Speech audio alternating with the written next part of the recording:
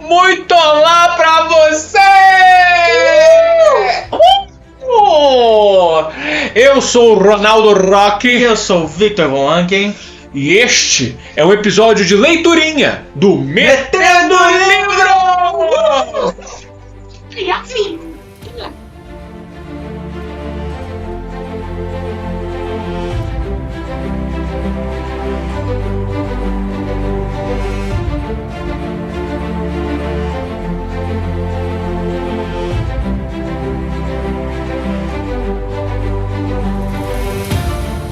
Poseidon mergulha na fúria.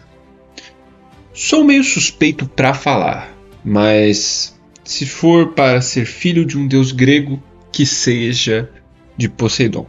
Claro, tivemos os nossos problemas. Ele não é o pai mais atencioso do mundo, mas poxa, nenhum deus grego é. Pelo menos Poseidon tem poderes incríveis e é um cara tranquilo, em geral.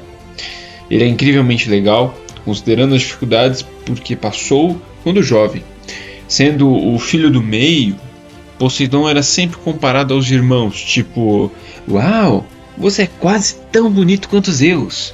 É quase tão poderoso quanto Zeus." Ou, às vezes, "Você nem é tão fracassado quanto Hades." Isso pode ser bem irritante depois de alguns séculos.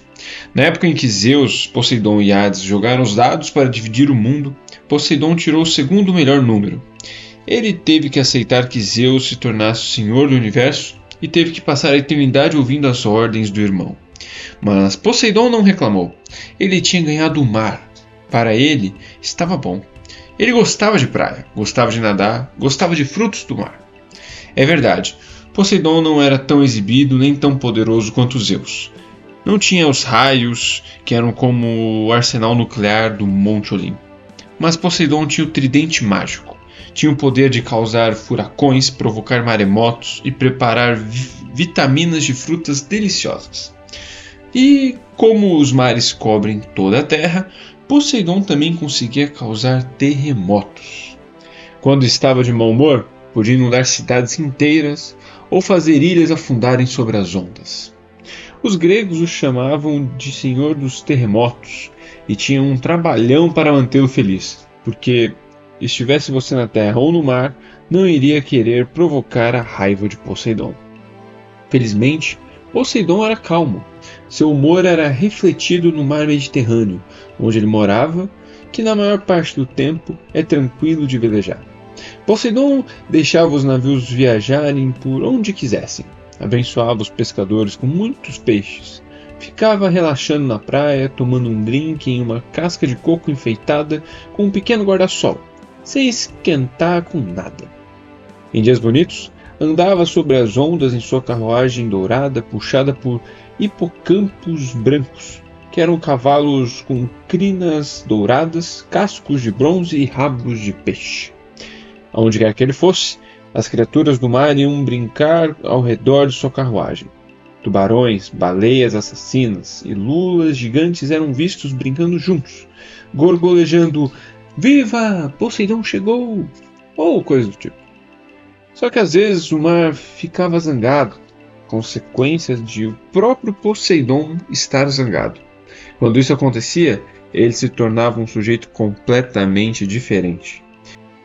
Se você fosse o capitão de um navio e se esquecesse de fazer um sacrifício para Poseidon antes de zarpar, era um grande idiota. Poseidon gostava de pelo menos um touro sacrificado em sua honra por navio. Não me pergunte por quê. Quem se esquecia de fazer o sacrifício corria o sério risco de seu navio se chocar contra as pedras, ser comido por um monstro marinho ou ser capturado por piratas que comiam de boca aberta. E mesmo que você nunca viajasse pelo mar, não necessariamente estava salvo. Caso sua cidade ofendesse Poseidon, bem, diga oi para o Senhor Furacão. Mesmo assim, Poseidon mantinha calmo quase todo o tempo. Tentava seguir as ordens de Zeus, embora toda hora se irritasse com o irmão. Sempre que os dois começavam a brigar, os outros deuses apertavam os cintos de segurança porque uma briga entre o céu e o mar era capaz de destruir o mundo. Mãe Reia deve ter sentido a atenção desde cedo, porque pouco depois de os deuses tomarem o mundo sob seu controle, ela sugeriu que Poseidon saísse do Olimpo e fosse explorar seu novo domínio. Reia o mandou morar no fundo do oceano com uma tribo de seres aquáticos bem esquisitos, os Telquines. Foi uma sugestão estranha, pois os Telquines eram sujeitinhos danados de estranhos. Já tinham habitado a terra até que Zeus, irritado com alguma coisa que eles tinham feito, jogou os piores no Tártaro e isolou o restante no fundo do mar. O que eles fizeram? Não sei direito.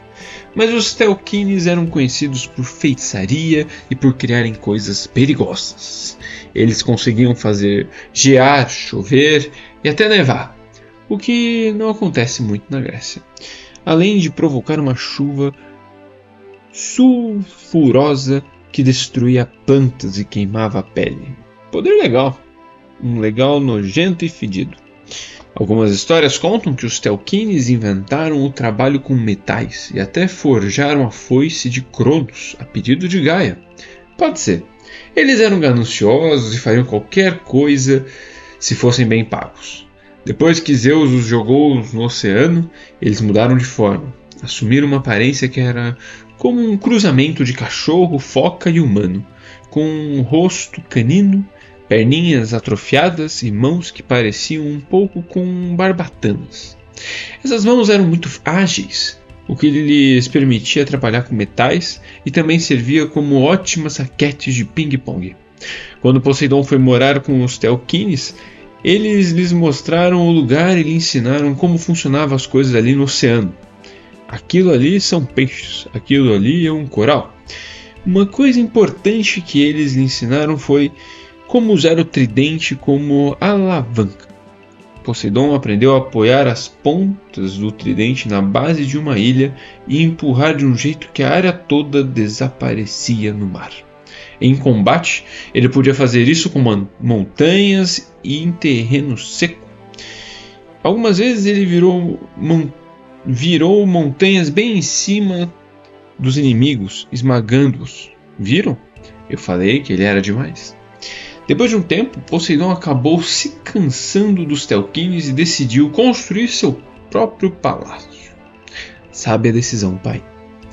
Ele foi até o fundo do mar Egeu, onde usou seus poderes de fazer tremer a terra e provocar ondas para erguer uma grande mansão feita de pérolas, cascalho marinho e conchas de abalone. Os jardins eram cheios de plantas exóticas, com águas vivas, reluzentes, pairando na água como piscas-piscas. Grandes tubarões brancos atuavam como cães de guarda e os criados eram sereios. E as portas da mansão eram enormes, porque baleias e monstros do mar entravam lá de tempos em tempo para prestar suas homenagens. Na minha opinião, a casa de Poseidon era muito mais legal do que a de Hades ou de Zeus. E quando Poseidon estava sentado em seu trono de coral polido, ele se sentia muito bem. O mar inteiro estava sob seu controle. Os peixes os adoravam. Todos os marinheiros do Mediterrâneo faziam oferendas a ele e rezavam por uma travessia segura. Todos o amavam. Então Poseidon pensou: acho que vou dar um pulinho lá em cima e me oferecer para ser patrono de uma das cidades dos mortais. Como já mencionei, essa história de patrono era importante para os deuses. Quanto mais mortais rezassem por eles, mais fortes os deuses ficavam. Se um deus conseguisse que uma cidade inteira fosse dedicada a ele, com estátuas, templos e camisetas com sua foto em todas as lojinhas turísticas, tinha todo o direito de se gabar, e não havia nada que fosse mais maravilhoso. Poseidon decidiu tentar uma das maiores e mais importantes cidades da Grécia, a capital da Ática, na parte continental. Nada de pensar pequeno, certo? Ele apareceu na acrópole da cidade, que era a fortaleza principal no alto da maior colina. A terra tremeu. Poseidon apareceu em uma espiral de sal e névoa. Bateu o tridente na pedra mais próxima, quebrando-a e assim fazendo jorrar um geyser de água salgada. "Atenção!" gritou ele para as multidões. "Eu sou Poseidon e vim para me tornar o patrono desta cidade." Foi uma aparição grandiosa.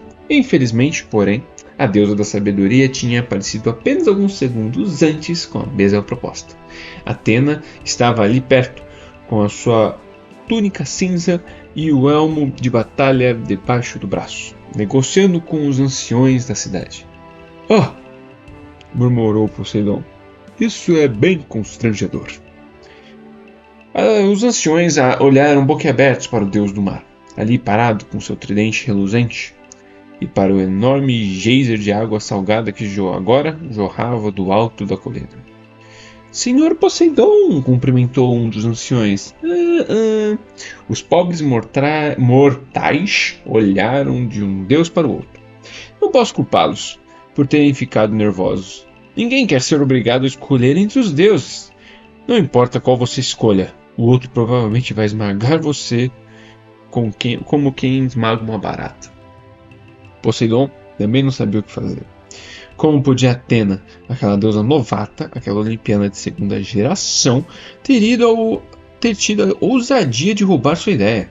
A vontade que ele tinha era de correr atrás dela com o tridente. Mas, antes que pudesse fazer isso, Atena gritou: "Já sei como podemos resolver isso pacificamente." Típico. Atena sempre tinha uma ideia traiçoeira.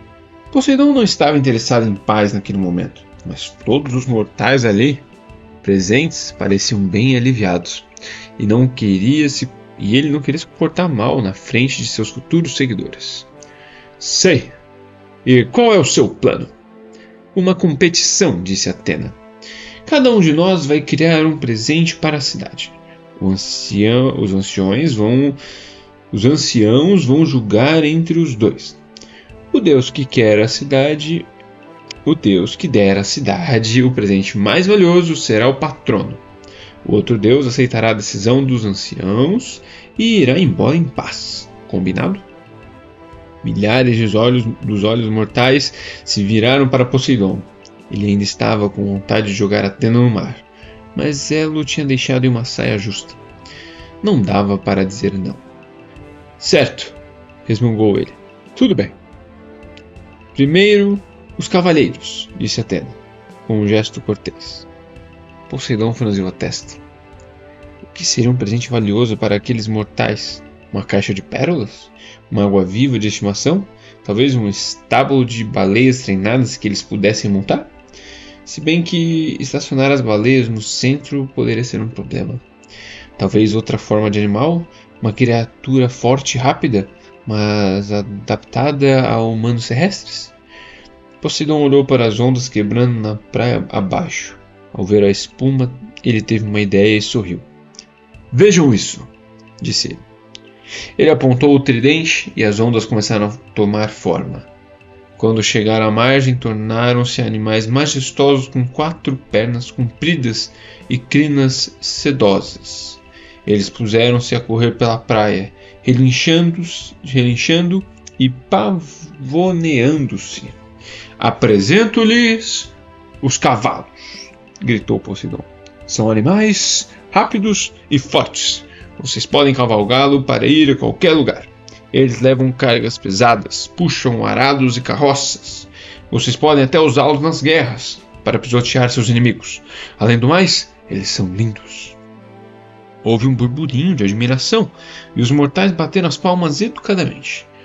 Cavalos eram um presente valiosos, mas alguns habitantes da cidade pareciam decepcionados, como se estivessem torcendo por águas vivas de estimação. Todos se viraram para Atena. A deusa levantou a mão. Uma planta de aparência esquisita surgiu entre as pedras mais próximas. Tinha folhas cinzas esverdeadas e frutinhas redondas e verdes do tamanho de verrugas. Poseidon não conseguiu conter a gargalhada. "Que porcaria é essa?" "É uma oliveira", explicou Atena. Os mortais ficaram inquietos, sentindo-se desconfortáveis. A oliveira não era muito impressionante, mas ninguém queria dizer isso a Atena. Tudo bem, valeu a tentativa, disse Poseidon rindo. Bem, acho que sabemos quem ganhou esta competição. Ei, vai com calma, disse Atena. A oliveira pode não parecer grande coisa, mas é uma árvore que exige pouquíssimo esforço para ser cultivada e que se espalhará por todo o país até as azeitonas se tornarem o alimento mais importante da Grécia. Essas bolinhas pretas? Protestou Poseidon. São mínimas. Mas vão crescer aos milhares, disse Atena. E ficam deliciosas na pizza. Os mortais dessa cidade exportarão azeitonas para todo mundo e ficarão ricos. O azeite, que vem da azeitona, pode ser usado para cozinhar e acender lampiões. E é possível até mesmo acrescentar perfume ao óleo e usá-lo para o banho, para hidratação ou para limpar aquelas manchas difíceis da bancada da cozinha. Ela se virou para o grupo de mortais. Quanto vocês pagariam pela oliveira agora? Não respondam ainda. É meu presente para vocês, de graça. E se encomendarem hoje, ganham a mim como patrona da cidade, o que significa levar de brinde infinita sabedoria, conselhos sobre a guerra e diversas outras utilidades. Esta será a cidade mais rica e mais importante da Grécia. Tudo o que peço é que a batizem em minha homenagem e construam um templo para mim, o que pode ser feito em 3 parcelas sem juros.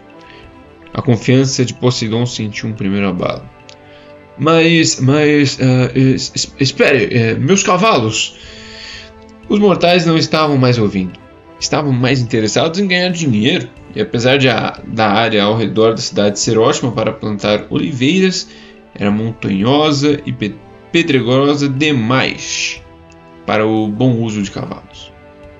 Um tanto irônico, o povo daquela cidade acabaria se destacando pelo mercado marítimo, exportando azeite de oliva, mas eles recusaram o deus Poseidon como patrono. Talvez meu pai tivesse saído melhor se tivesse oferecido baleias treinadas. Assim, Atena ganhou a competição, e é por isso que a cidade se chama Atenas, em homenagem a ela, quando poderia ter um nome bem mais legal, tipo Poseidonópolis. Poseidon foi embora furioso e ignorando a promessa de não se vingar. Quase destruiu a parte baixa da cidade com uma terrível inundação, que só terminou quando os atenienses concordaram em construir um templo na Acrópole em homenagem a Atena e a Poseidon. Esse templo ainda está lá.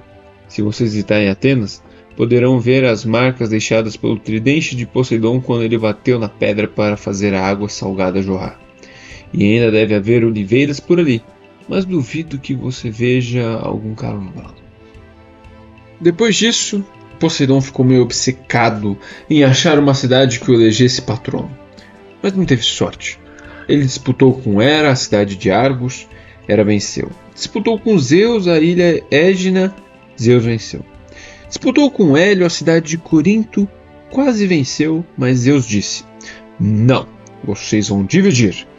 Hélio, você pode ficar com a cidade principal e a Acrópole. Poseidon, está vendo aquela tirinha de terra ao lado da cidade? Fica para você. Poseidon só levava a rasteira. E a cada nova disputa que perdia, mais mal-humorado ficava. Isso era ruim, porque quando Poseidon ficava sensível, aumentava o risco de ele punir quem achasse que o estava insultando. Por exemplo, Poseidon tinha muito orgulho das tais Nereidas, aquelas 50... Vamos de novo. Por exemplo, Poseidon tinha muito orgulho das tais Nereidas, aqueles 50 espíritos femininos do mar, cuja beleza era famosa por todo o globo. Elas tinham um cabelo comprido e esvoaçante, escuro como a meia-noite, e os olhos verde piscina.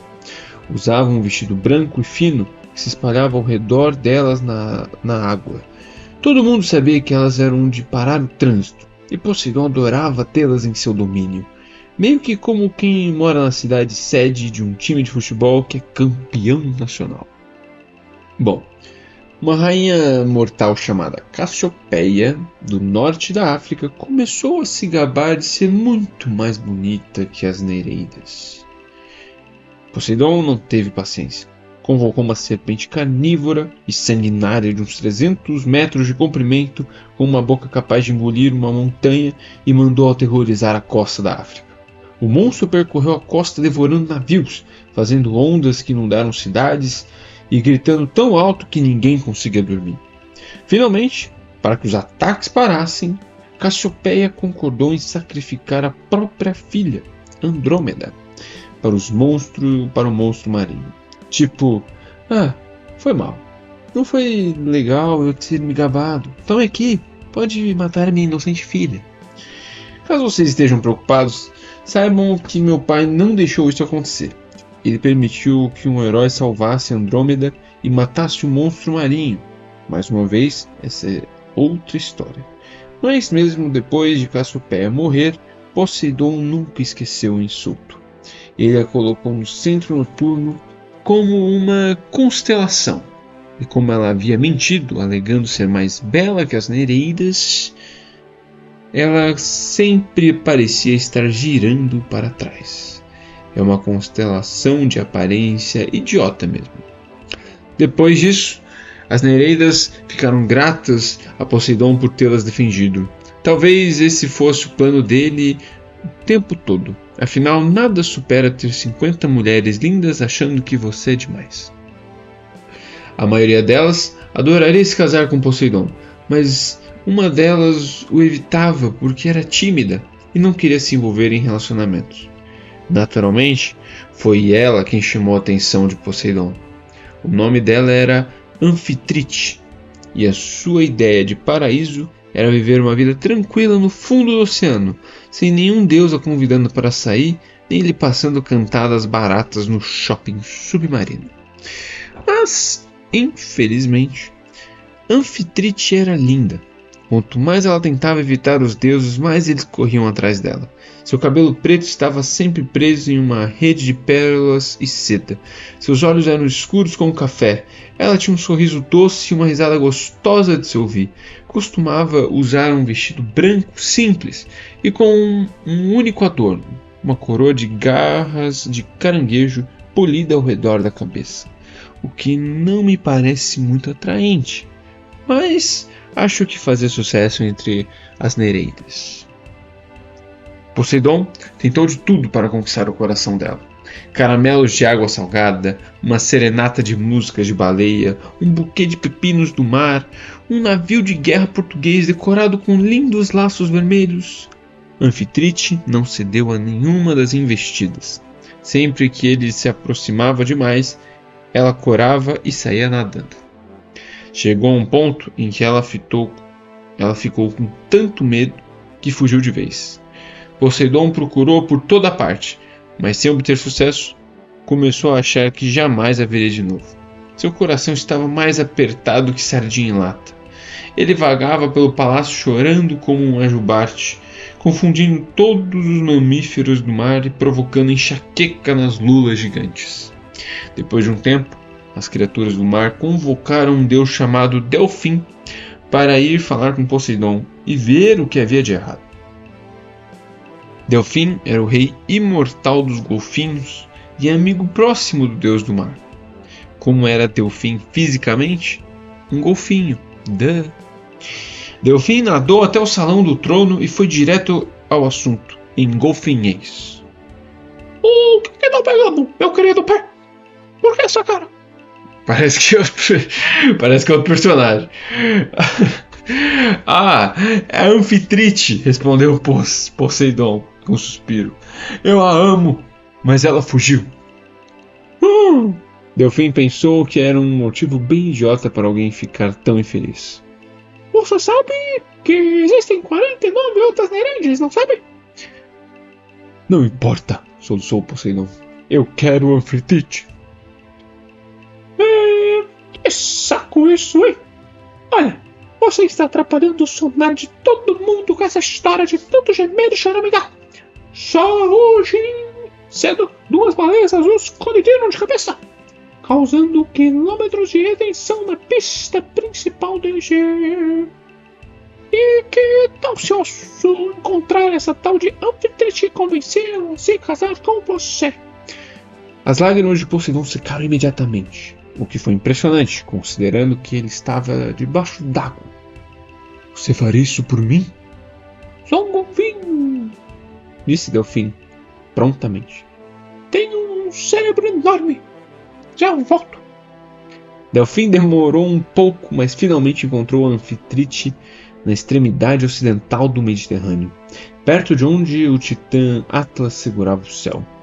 Anfitrite estava sentada em um recife vendo o pôr do sol se infiltrar nas profundezas da água e gerar manchas rosadas nas florestas de algas. Um robalo repousava em sua mão, feliz da vida, porque Anfitrite tinha mesmo jeito com os peixes. Não sou de achar robalos fofos, mas eles a amavam. Naquele momento, Delfim entendeu por que Poseidon gostava dela. Anfitrite irradiava uma espécie de doçura e suavidade que não se vê em muitos imortais. Em se tratando de deuses, em geral, quanto mais viviam, mais agiam como crianças mimadas. Delfim não sabia direito por quê, mas aquela história de que o envelhecimento traz sabedoria, isso não acontecia muito entre eles. Delfim nadou até Anfitrite. E aí, mocinha, como vai? Anfitrite não tentou fugir. Ela nunca se sentia ameaçada por Delfim, talvez por causa do sorriso de golfinho dele. Ah, Poseidon continua me perseguindo, ela suspirou. Quer que eu me case com ele? O robalo nadou ao redor da mão de Anfitrite em um círculo preguiçoso. Depois voltou a se instalar onde estava. Delfim teve que se controlar para não comê-lo. Robalos eram gostosos. Poseidon não é um mau tipo, disse Delfim. Você poderia ter encontrado algo bem pior. Mas eu não quero me casar com ninguém, protestou Anfitrite. Dá trabalho demais e é assustador. Já ouvi histórias sobre os deuses, sobre como eles tratam as mulheres. Quase todos os deuses são idiotas, concordou Delfim. E eles têm muitas namoradas mesmo depois que se casam. Ha! Não seria com isso que eu me importaria. Não sou ciumenta, só não quero ser maltratada. Quero ser eu mesma, fazer minhas coisas, sem um homem mandando em mim. Ah, só isso? Delfim suspirou de alívio. Porque Poseidon é tranquilo. Não posso prometer que ele vai ser fiel a você para sempre, mas ele a trataria bem e deixaria você fazer o que bem entendesse. Posso conversar com ele, fazer com que ele prometa. Se ele quebrar a promessa, vai ter que se ver com o Sr. Golfinho aqui. Delfim flexionou as nadadeiras, pois achava que isso o fazia parecer um cara intimidador. Você faria isso por mim? Perguntou Anfitrite. É claro! E o melhor, se você se casasse com Poseidon, nenhum dos outros deuses poderia sediar você nem incomodá-la. Eles se veriam obrigados a deixá-la em paz, porque Poseidon é muito poderoso. E vocês poderiam ter filhos. Crianças são uma delícia, melhores até que robalos. É mesmo? Anfitrite ficou olhando para o robalo nadando ao redor de sua mão, como se tivesse dificuldade de acreditar que alguma coisa pudesse ser melhor do que aquele ser. Bem, acho que se você falasse com Poseidon primeiro e ele prometesse... Deixa comigo, disse Delfim. O Deus Golfinho vai dar um jeitinho nisso. Então, Delfim foi explicar o acordo a Poseidon, que ficou todo feliz. Concordou na mesma hora. Seu casamento com Anfitrite foi a maior festa já vista no oceano. Deuses, monstros marinhos, todas as 49 irmãs de Anfitrite, todos foram convidados. Baleias nadavam lá no alto da água, cuspindo nuvens cintilantes de crio que compunham as palavras parabéns e Poseidon e Anfitrite.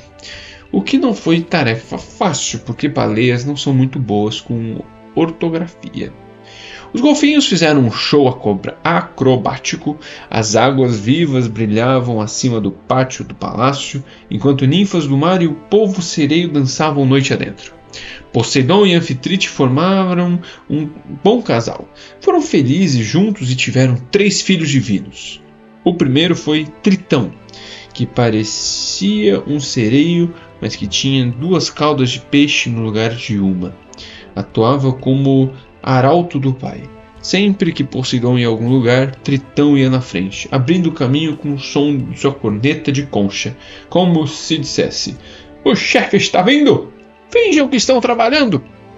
Depois de Tritão nasceu Rod, uma ninfa do mar que se tornou a deusa patrona da ilha de Rhodes, batizada em homenagem a ela, claro. Rod acabou se casando com o titã Hélio. O terceiro filho foi uma menina chamada Cimopoleia. Grande, desajeitada e barulhenta, ela nunca recebeu o mesmo amor que era destinado aos irmãos. Sempre senti pena dela. Seu nome significa patrulheira das ondas, o que nos faz imaginá-la como um veículo utilitário esportivo, mas ela parecia mais uma picape monstro. Mas um dia ela acabou encontrando a felicidade. Tornou-se a deusa das fortes tempestades marítimas e se casou com um Briareu, um dos centímonos, que também era grande e barulhento e não se importava de ter uma picape monstro como esposa. Com o passar dos anos, Anfitrite descobriu que a previsão de Delfim tinha sido acertada. Ela realmente amava mais os filhos do que aos roubá-los, e na maior parte do tempo Poseidon era um bom marido. Ele tinha muitos casos extraconjugais com ninfas imortais e tal, mas estranhamente isso não incomodava muito Anfitrite. Desde que Poseidon não tentasse ser dono dela e lhe dizer o que fazer, e desde que fosse um bom pai para os 3 filhos, Anfitrite não se importava. Ela era boa com os filhos semideuses de Poseidon, ao contrário de outras deusas que poderia mencionar. Cá entre nós, era. Uma vez, o herói Teseu foi visitá-la e Anfitrite o tratou como um convidado de honra. Até deu uma capa roxa para ele usar, o que era sinal de majestade. Ela é bem legal comigo também. Não dá ataques histéricos quando deixo minhas roupas sujas no quarto de hóspedes.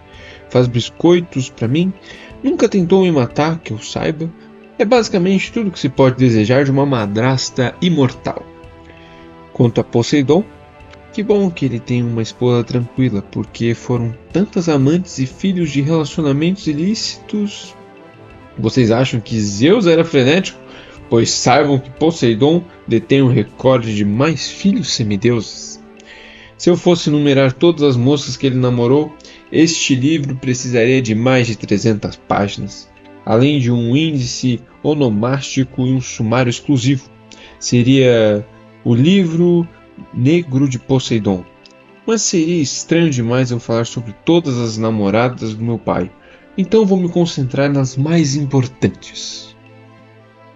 A primeira foi uma princesa grega chamada Coronis, uma jovem de cabelo preto, emplumado, e que sempre usava vestidos escuros como se estivesse pronta para ir ao enterro. Não sei porquê, mas Poseidon a achava muito gata. Um dia, ele a estava seguindo pela praia, tentando iniciar sua investida, quando ela ficou com medo e saiu correndo. Poseidon não queria que ela fizesse como Anfítrite e desaparecesse do mapa. Então saiu correndo atrás dela. Ei, volte aqui! Eu só quero um beijinho, não vou matar você! Não é o tipo de coisa recomendada a se dizer quando você está tentando conquistar uma garota. Coronis entrou em pânico. Socorro! Alguém me ajude! Gritou ela e correu em direção do portão da cidade. Mas ela ainda estava muito longe e sabia que não conseguiria chegar lá a tempo de se salvar. Então, olhando em volta em busca de uma saída, ela avistou no horizonte o telhado reluzente do templo de Atena. Como Atena foi a primeira olimpiana que lhe veio à cabeça, Coronis gritou: Atena, me salve! Qualquer ajuda serve! O que também não é algo muito inteligente de se dizer. Lá do alto do Monte Olimpo, Atena ouviu Coronis gritando seu nome. Deuses têm audições incrivelmente boas quando se trata de ouvir o próprio nome. Quando viu aquela pobre garota indefesa sendo perseguida por Poseidon, Atenas ficou zangada. Pode tirar seu cavalinho da chuva, seu barba de crustáceos, murmurou ela. Então ela estalou os dedos e na mesma hora, lá na praia, Coronis virou um pássaro com penas mais pretas que a noite, o primeiro corvo. E é por isso que Coronis significa corvo em inglês. Ela saiu voando, deixando Poseidon desconsolado e solitário na praia, com uma pena preta presa no cabelo.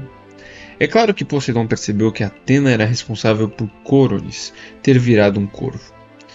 E se ele já tinha ressentimento da deusa por causa daquela disputa pela patronagem de Atenas, agora estava começando a odiá-la. A partir daquele momento ele decidiu procurar qualquer oportunidade de insultar Atena. E não demorou muito. Em pouco tempo ele ficou obcecado por outra garota bonita, Medusa. Ao contrário de Coronis, Medusa se sentiu lisonjeada por ser cortejada pelo deus do mar. Os dois jantaram juntos à luz de velas e caminharam na praia. Finalmente Poseidon disse: Ei, por que não vamos para um lugar mais reservado? Medusa corou: não sei. Minhas irmãs me avisaram para tomar cuidado com deuses do mar como você. O que é isso? Exclamou Poseidon. Conheço um lugar tranquilo que você vai adorar. Medusa deveria ter se recusado, mas Poseidon sabia ser bem persuasivo quando queria. Então, ele a levou para a cidade, direto para o templo de Atena. Ficava fechado durante a noite, mas Poseidon abriu a porta com facilidade. Tem certeza de que é uma boa ideia? Sussurrou Medusa. Claro, temos um lugar só para nós dois. Veja bem, não vou ficar arranjando justificativa para o comportamento de Poseidon. Ele sabia muito bem que Atena ficaria zangada. Estava usando Medusa para se vingar. Nem lhe ocorreu que, talvez Atena vá descontar a raiva nesta pobre mortal. Poseidon e Medusa ficaram à vontade e o clima foi esquentando ao pé da estátua de Atena, o que era um grande insulto a Deus. Era meio como se alguém deixasse um saco de cocô fresquinho na porta de sua casa, tocasse a campainha e saísse correndo. Não que eu já não tenha feito isso, claro. Quando Atena olhou lá de cima do Olimpo e viu o que estava acontecendo, teve vontade de vomitar. É a coisa mais nojenta que eu já vi, resmungou ela. Acho que vou mostrar a Poseidon uma coisa ainda mais nojenta. Então ela conjurou a maldição mais horrível e mais criativa que conseguiu pensar. E olha que Atena sabia ser muito criativa. Medusa viu crescer no próprio corpo asas metálicas de morcego e garras metálicas.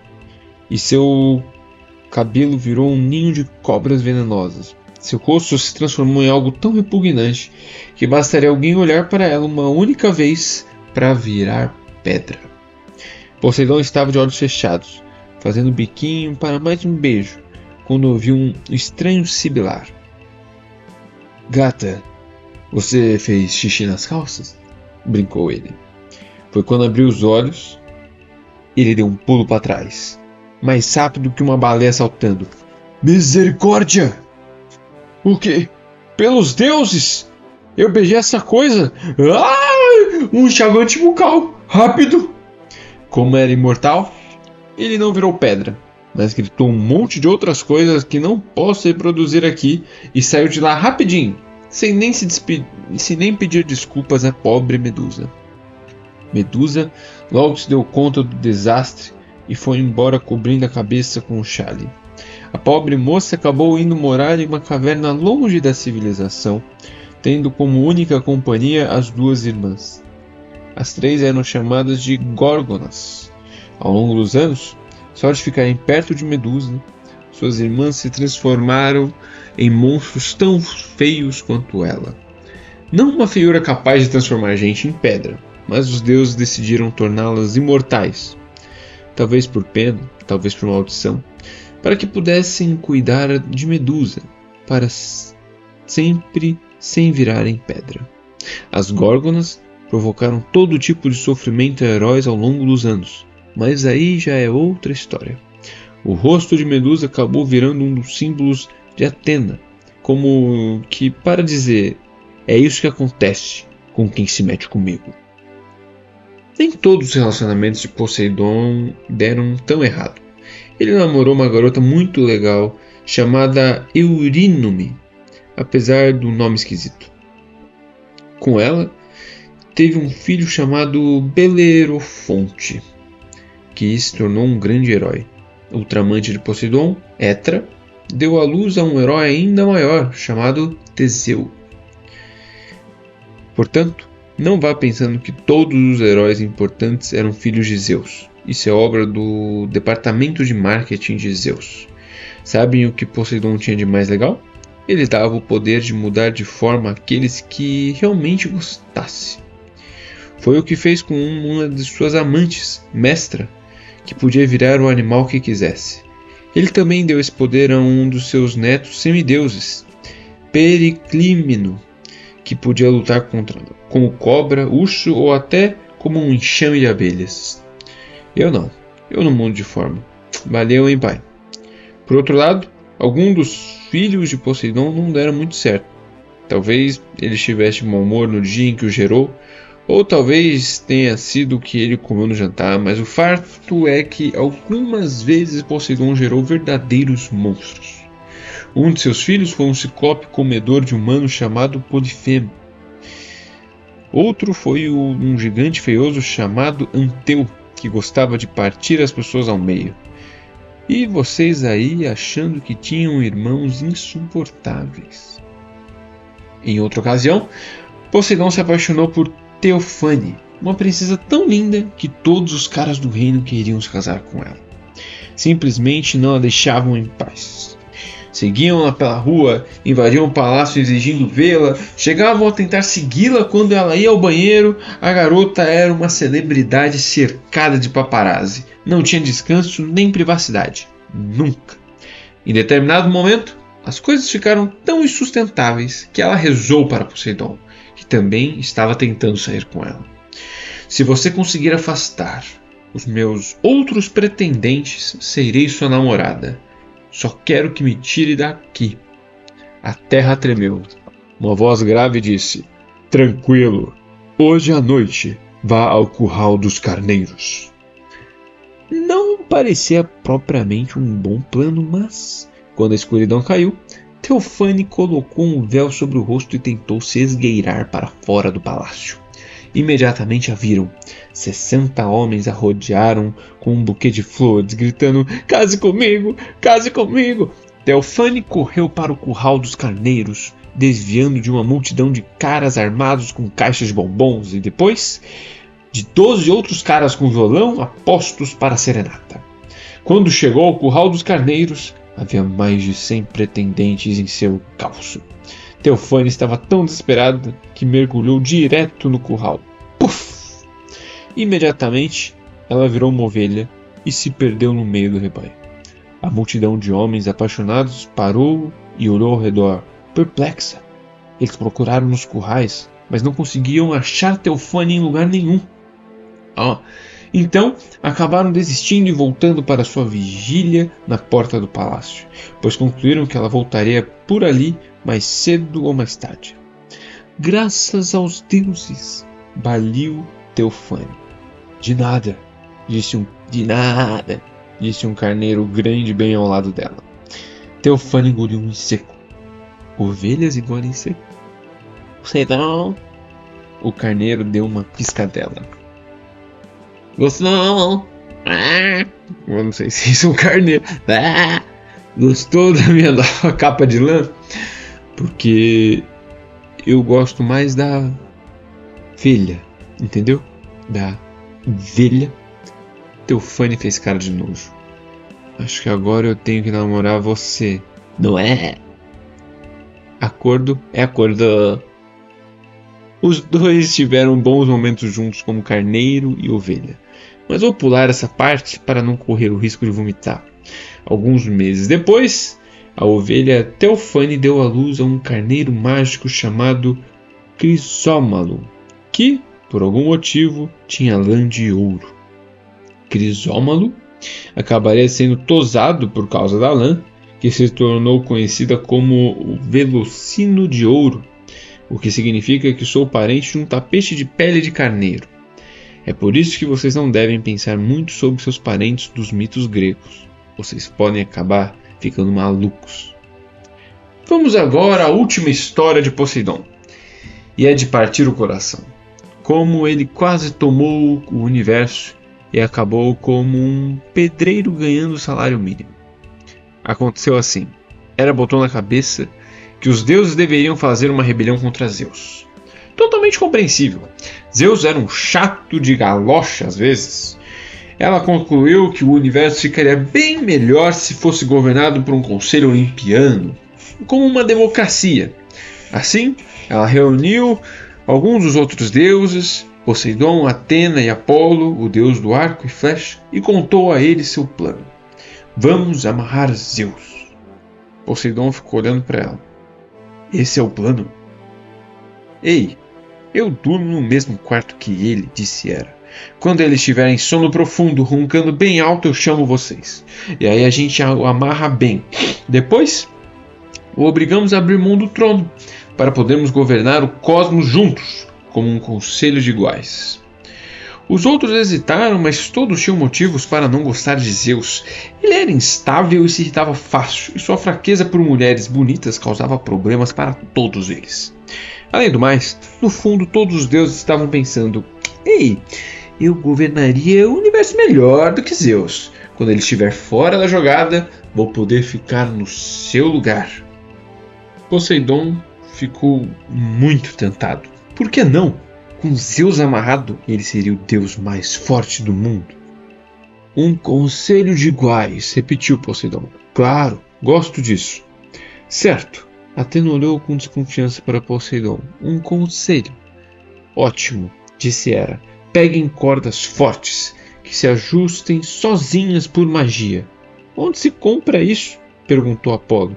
Em lojas de materiais de construção? Eu tenho, disse Atenas. É claro que tem, murmurou Poseidon. Chega! Explodiu Hera. Hoje à noite vocês três vão se esconder no corredor e ficar esperando meu sinal. Quando Zeus estiver dormindo, vou dar um piado de cuco. Poseidon não sabia como era um piado de cuco, mas concluiu que o identificaria quando ouvisse. Naquela noite, Hera cuidou para que Zeus jantasse bem e só tomasse néctar descafeinado. Quando ele caiu em sono profundo, ela chamou os outros, que entraram correndo e amarraram o rei dos deuses. Resmungou Zeus. O que é isso? Ele começou a se agitar e se debater, tentando pegar seus raios, mas seus braços estavam fortemente amarrados. Os raios estavam sobre a cômoda, do outro lado do quarto. Traição! Rugiu ele. Me soltem! Ele se debateu e tentou mudar de forma para se livrar da corda, mas a corda se fechava a cada vez que ele tentava se transformar. Ele gritou com os outros deuses e os chamou de todos os tipos de nomes nada elogiosos. O que vocês querem? Bradou. Mas mesmo completamente amarrado, Zeus era assustador. Os deuses se afastaram na cama. Finalmente, Poseidon tomou coragem. Zeus, você é um péssimo líder. Queremos que abdique, para podermos todos governar o cosmos como um conselho de iguais. O quê? Nunca! Hera suspirou exasperado. Tudo bem, não precisamos de você. Vamos nós mesmos convocar o conselho e deixar você aqui apodrecendo. Seus traidores de uma... Vamos! Disse Hera a todos. Daqui a alguns dias, voltamos para ver se ele recuperou essa razão. Poseidon não sabia se era uma boa ideia deixar Zeus sozinho.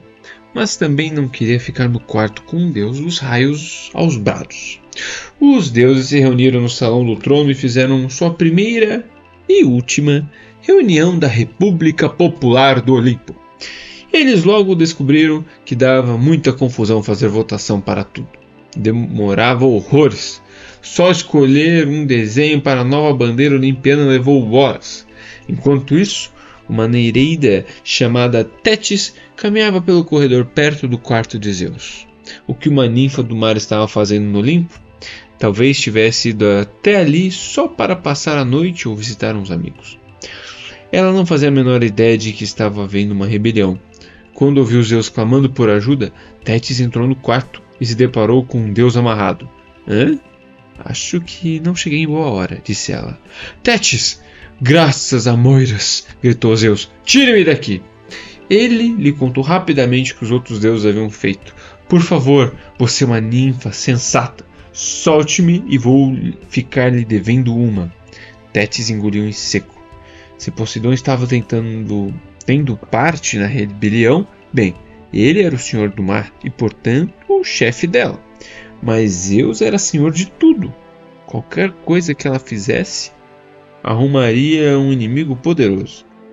Se eu soltá-lo, você promete ser piedoso com os outros deuses? Perguntou Tétis. Piedoso?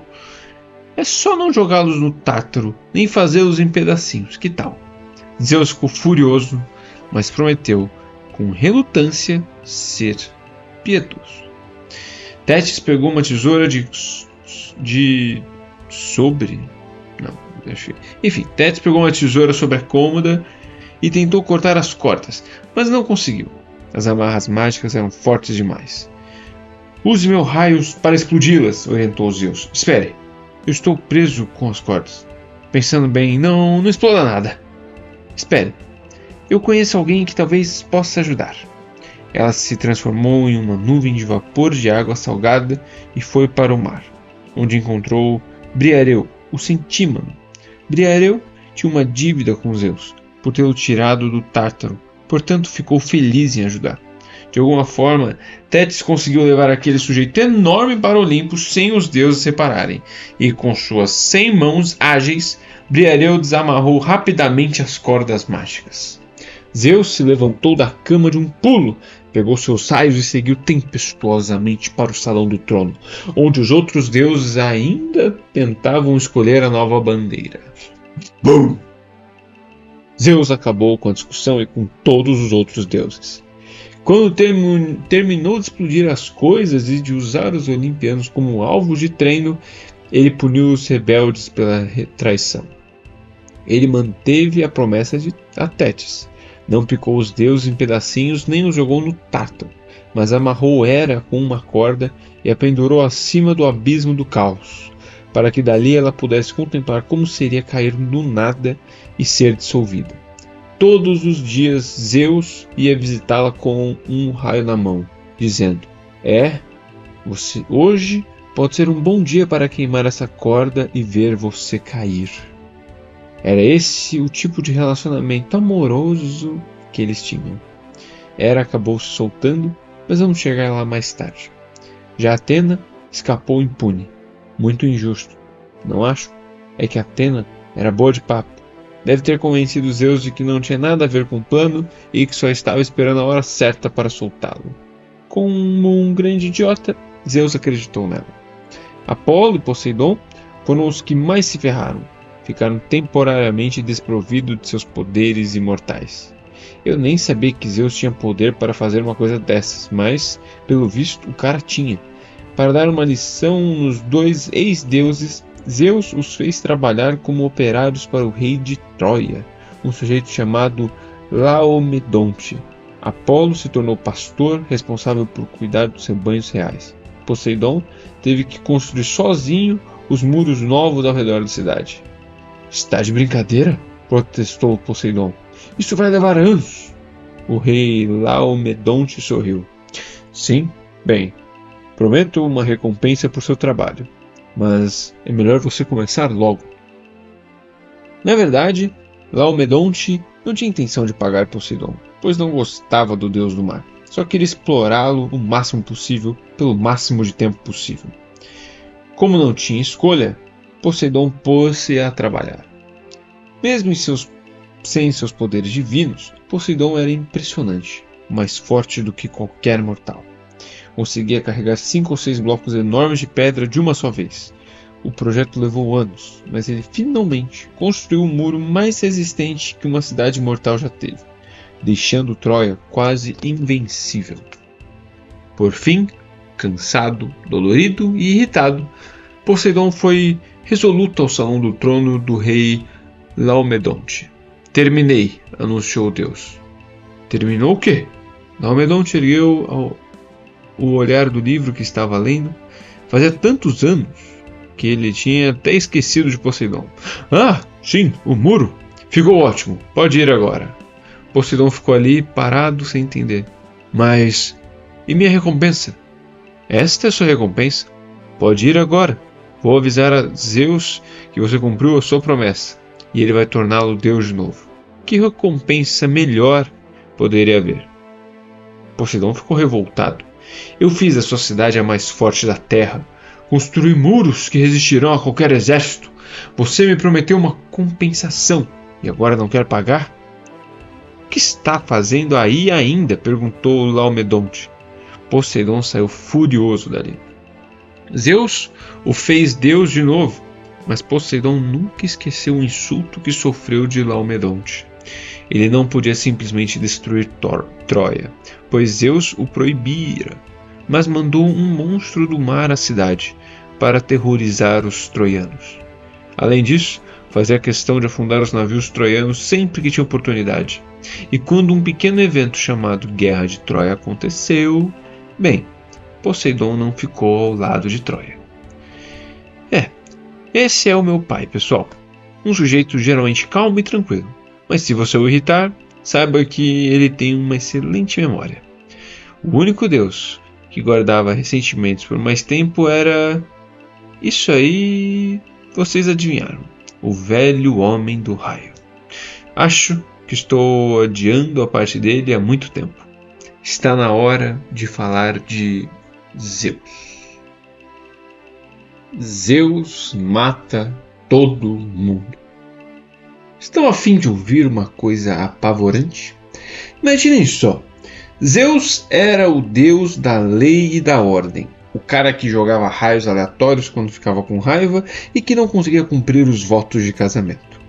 Era esse o cara responsável por garantir que os reis agissem com sabedoria, que conselhos de anciãos fossem respeitados, que juramentos fossem cumpridos e que estranhos fossem recebidos com a devida hospitalidade.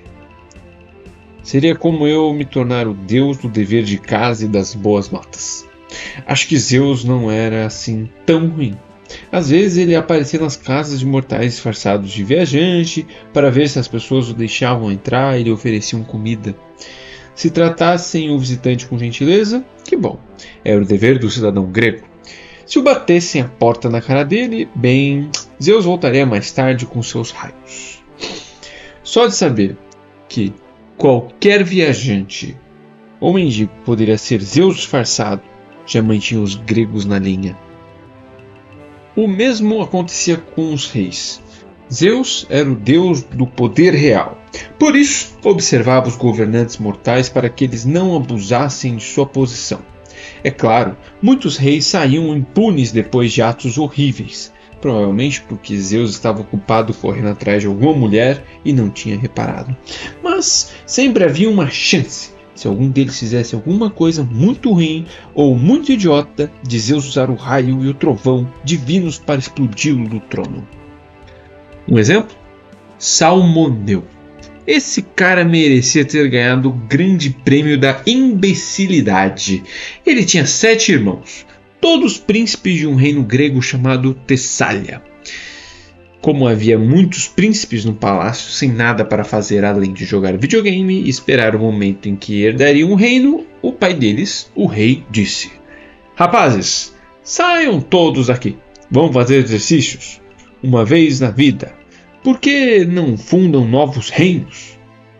Parem de enrolar e arrumem um trabalho. Os 7 príncipes não estavam lá estavam com muita vontade de fundar novos reinos. Há muito trabalho, mas o pai insistiu, assim como os guardas fortemente armados. Então, os príncipes pegaram um grupo de colonos e saíram para a área selvagem que era o sul da Grécia. Arrogante como era, o príncipe Salmoneu batizou o novo reino de Salmonia.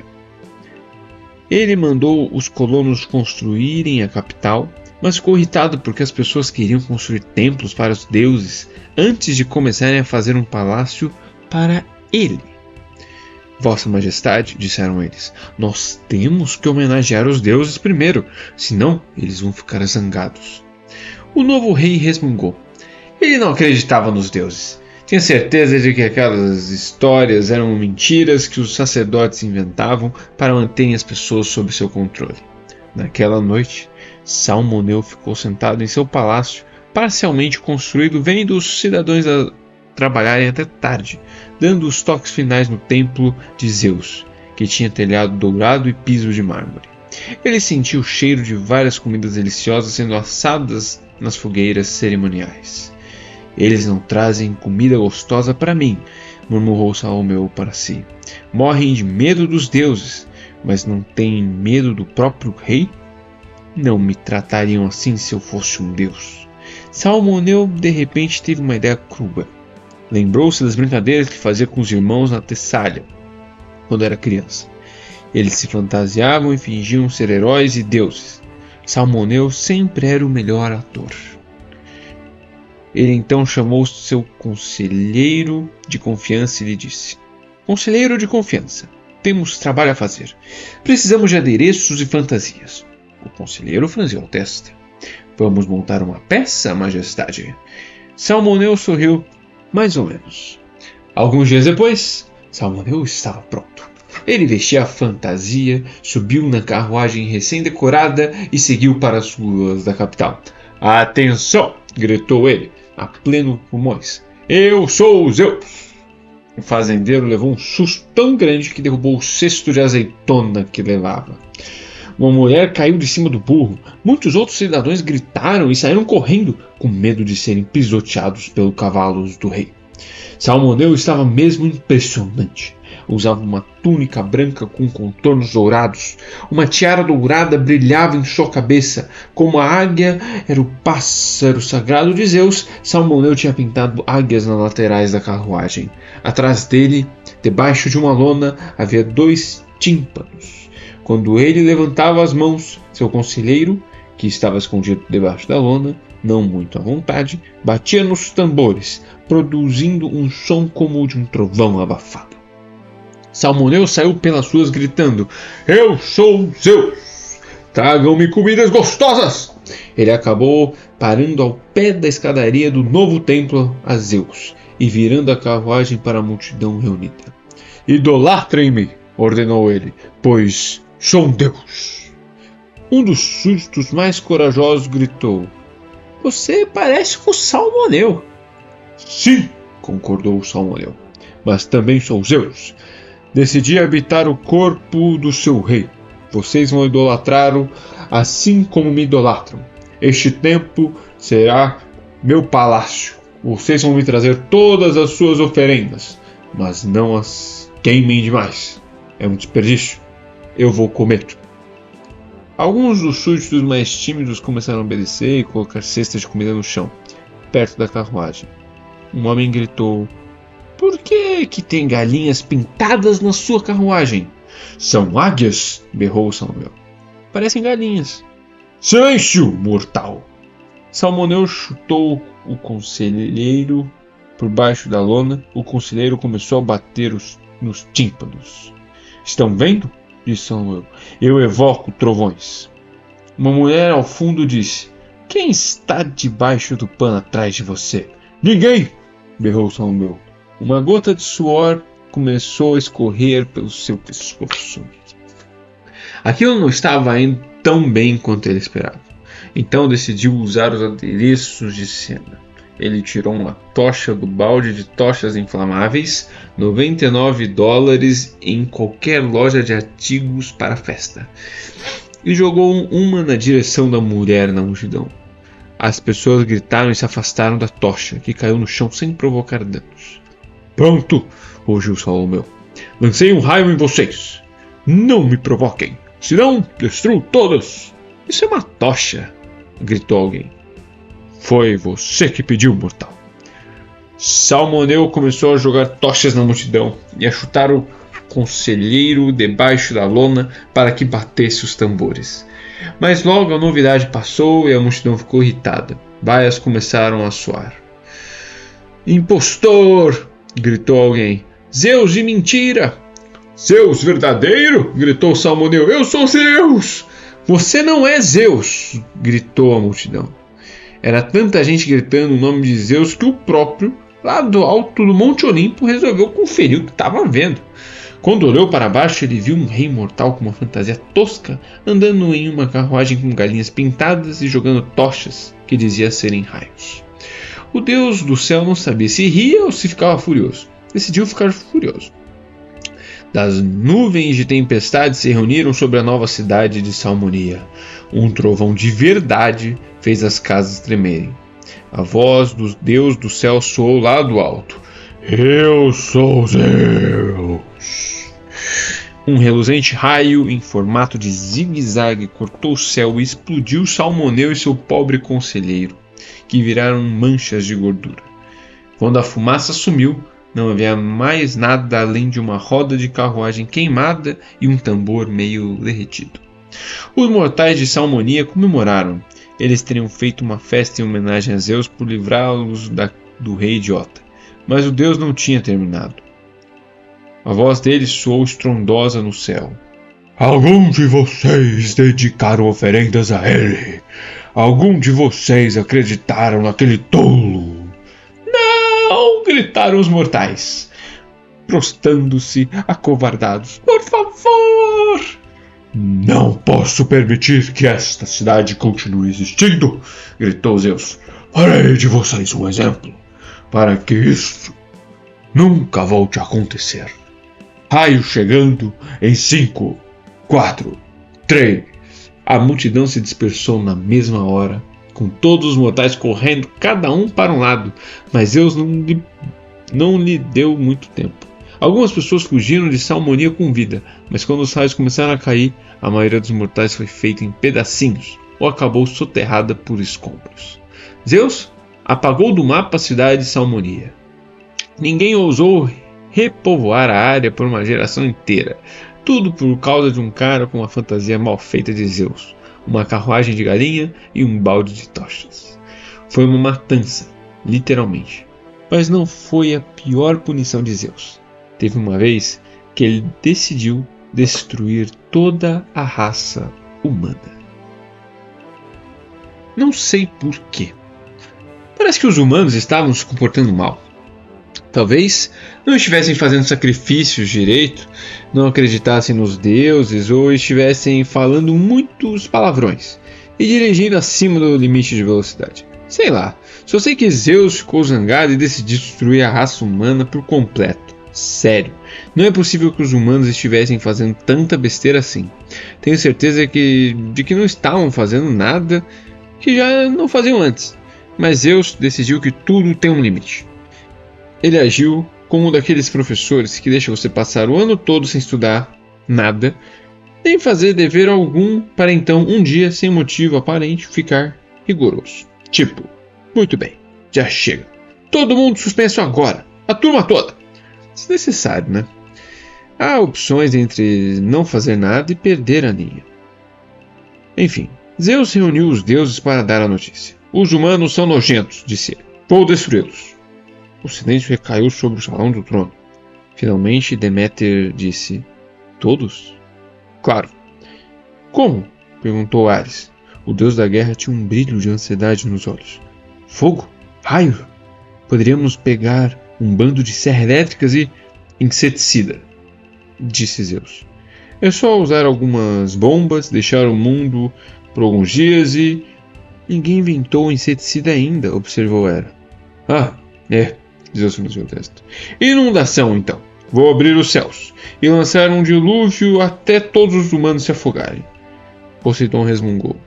Inundações são meu departamento. Você pode ajudar, propôs Zeus. Mas se não houver mais humanos, começou Hestia, instalado junto à lareira, quem vai adorá-lo, meu senhor? Quem vai construir templos e fazer sacrifícios?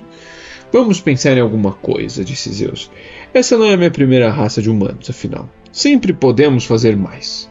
De acordo com as antigas histórias, isso era tecnicamente verdade. Os humanos da época de Cronos tinham sido chamados de raça de ouro. Supostamente todos morreram e foram substituídos pela raça de prata. Os dos primeiros tempos do Monte Olimpo eram chamados de raça de bronze. O que tornava aqueles humanos diferentes de nós? Há muitas explicações diferentes, mas a principal é: eles morreram e nós não ainda. Além do mais, prosseguiu Zeus, uma inundação é uma boa ideia. Precisamos fazer uma lavagem na terra de vez em quando para tirar toda a sujeira das calçadas. Mesmo com relutância, os deuses concordaram com o plano. No entanto, muitos deles tinham seus humanos preferidos, então mandaram avisos secretos na forma de sonhos ou profecias. Por causa disso, algumas pessoas sobreviveram. As mais famosas foram o rei e a rainha de Tessália, no norte da Grécia, um rapaz chamado Deucalião e sua esposa Pirra. Deucalião era humano, mas seu pai era o titã Prometeu, o cara que deu fogo aos homens e que desde então estava acorrentado em uma montanha bem distante, com o fígado sendo comido por uma águia. Não sei como Prometeu conseguiu ter um filho mortal enquanto tantas outras coisas aconteciam com ele. Não dá para preencher um perfil em um site de namoro quando se está acorrentado a uma pedra e sendo torturado. De qualquer modo, Prometeu soube do plano de Zeus.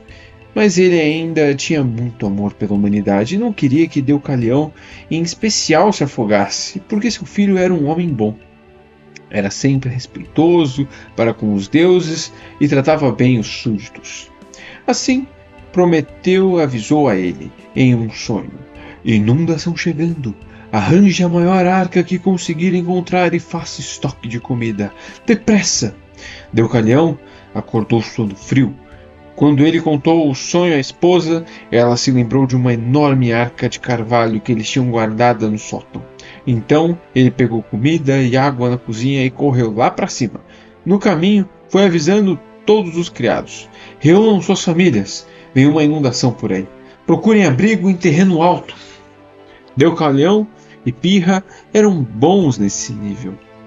Mas, infelizmente, a maioria dos criados não deu atenção ao alerta. O rei e a rainha estavam ficando velhos e os criados acharam que os dois já estavam meio senis. Deucalião e Pirra tiraram da arca todas as roupas e objetos velhos para abrir espaço para as provisões. A chuva começou a cair. Em questão de minutos, o céu se tornou apenas camadas cinzas de água. Relâmpagos reluziam, trovões faziam a terra tremer. Em menos de uma hora, todo o reino de Tessália foi engolido pela inundação. Deucalião, Pirra, fecharam a arca cheia de suprimentos, amarraram-se sobre a tampa e lançaram-se pela janela do sótão. Não foi um passeio agradável, subindo e descendo em ondas de 12 metros enquanto a tempestade caía, com pedaços de escombros passando e o mundo todo se afogando. Toda hora entrava água salgada pelo nariz do rei e da rainha, tipo 1 milhão de vezes. Mas a arca de madeira funcionou como boia, impedindo-os de se afogar. Depois do que parecia uma eternidade, a chuva parou. As nuvens se dissiparam e o sol apareceu. A água baixou lentamente e Deucalião e Pirra foram parar sobre a arca na encosta do monte Parnaso. A essa altura vocês devem estar se perguntando: ei, um cara escapa de dilúvio e se salva flutuando em cima de uma arca enquanto o restante da vil raça humana se afoga? Não teve uma outra história assim? Com um cara chamado Noé? Ah, pois é. Toda a cultura antiga parece ter uma história de dilúvio. Imagino que fossem desastres gigantescos mesmo. Pessoas diferentes se lembravam de formas diferentes. Talvez Noé e Deucalião tenham se encontrado no mar. E Deucalião tinha pensado, uma arca, 2 animais de cada tipo, por que não pensamos nisso? E sua esposa Pirra talvez tenha dito algo do tipo, porque não caberia tanto bicho nesta arca, seu idiota. Mas estou só supondo. As águas finalmente se baixaram e a terra começou a secar. Deucalião olhou para as colinas vazias da Grécia e disse, que ótimo, o que fazemos agora? Primeiro, disse Pirra, vamos fazer um sacrifício a Zeus para pedir que ele nunca mais faça isso. Deucalião concordou que era uma boa ideia, porque outro dilúvio seria mesmo um saco. Eles sacrificaram toda a comida que restava junto com a arca em uma grande fogueira e imploraram a Zeus que o poupasse de qualquer outro aguaceiro poderoso que viesse a ocorrer. Lá no Olimpo, Zeus ficou satisfeito. Foi uma surpresa que alguém tivesse sobrevivido, mas como a primeira coisa que Deucalião e Pirra fizeram após o desastre foi homenageá-lo, ele não se importou. Não haverá mais dilúvios, soou a voz estrondosa vinda do céu. Como vocês são pessoas devotas, eu gostei de vocês. Podem pedir qualquer favor que eu concederei. Deucalião respondeu com humildade e submissão, como era adequado naquele momento. Obrigado, Sr. Zeus. Nós lhe imploramos. Diga-nos como repovoar a terra. Minha esposa e eu somos velhos demais para termos filhos e não queremos ser os últimos humanos a viver. Permita que os humanos voltem. Dessa vez eles vão se comportar, prometo. O céu rugiu. Vão ao oráculo de Delfos. Lá vocês receberão orientação. Era um longo caminho a percorrer até Delfos, mas Deucalião e Pirra assim o fizeram, a pé. Aconteceu que o povo de Delfos tinha sido avisado da inundação por um bando de lobos uivantes. Qual deus mandou os lobos? Eu não sei. Mas as pessoas subiram na montanha mais alta dos arredores de Delfos, e assim sobreviveram à inundação. Já tinham até voltado ao trabalho de distribuir profecias e coisas do tipo. Deucalião e Pirra entraram na caverna do oráculo, onde havia uma senhora sentada em um banco de 3 pés, envolta em uma neve verde. Oh, oráculo, começou Deucalião. Por favor, diga-nos como podemos repovoar a terra. E não estou falando de ter filhos. Somos velhos demais para essas chatices. A voz do oráculo era como um siglar de cobras. Quando saírem daqui, cubram a cabeça e joguem os ossos de sua mãe para trás conforme andarem. E não olhem para trás. Os olhos da minha mãe? Deucalião ficou ofendido. Ela está morta e enterrada? Não saio por aí carregando os ossos dela no bolso. Eu só transmito as profecias, murmurou o oráculo. Não as explico. Agora, chá! Deucalião e Pirra não ficaram muito satisfeitos, mas foram embora. Como é que vamos jogar para trás os ossos da minha mãe e da sua? Perguntou Deucalião. Pirra não sabia, mas cobriu a cabeça com um chale e deu um lenço ao marido para que ele fizesse o mesmo, como o oráculo os tinha orientado. Quando estavam indo embora, de cabeça baixa, Pirra se deu conta de que, com o chale na cabeça, só conseguia ver o chão à frente, que estava coberto de pedras. Ela parou. Marido, tenho uma ideia. Os ossos de sua mãe. E se a profecia não quiser dizer literalmente os ossos de nossa mãe? Pode ser como é que se chama? Um eufemismo. Uma coisa horrível dessa ser um eufemismo? Retrucou Deucalião. Você quer dizer metáfora? Sim. E se os ossos da nossa mãe forem uma metáfora? Tudo bem, mas metáfora para quê? A mãe de tudo. A mãe terra. E os ossos dela? Podem ser essas pedras, gritou Deucalião. Uau! Como você é inteligente! Foi por isso que você se casou comigo. Assim, Deucalião e Pirra começaram a pegar pedras e jogá-las para trás por sobre os ombros conforme andavam. Eles não olharam para trás, mas conseguiram ouvir as pedras se abrindo como ovos quando batiam no chão. Mais tarde, o rei e a rainha descobriram que cada pedra tinha virado um humano. Quando Deucalion jogava uma, virava um homem. Quando Pirra jogava, virava uma mulher. E assim, Zeus permitiu que a raça humana voltasse a existir. Não sei se isso quer dizer que somos a raça de bronze ou a de pedra. Talvez a raça de ossos metafóricos. Seja como for, Zeus ficou feliz de permitir que os humanos voltassem ao mundo, porque sem eles não teria belas mortais para assediar. Não dava para ir a nenhum lugar da Grécia Antiga sem esbarrar em pelo menos uma das ex-amantes de Zeus. Já falamos de muitos romances dele, por isso acho que não precisamos contar tantos outros agora. Vou mencionar apenas que Zeus não tinha nenhuma vergonha na cara e era infinitamente criativo quando queria conquistar uma mulher. Ele sempre se transformava em alguma forma estranha para chamar a atenção das namoradas.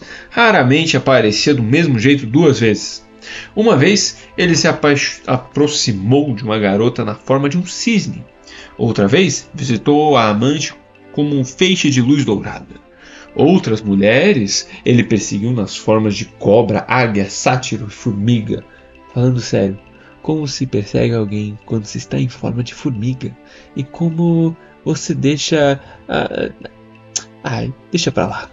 Zeus até enganou algumas mulheres aparecendo na forma de marido de cada uma delas. Cara, isso é muito baixo.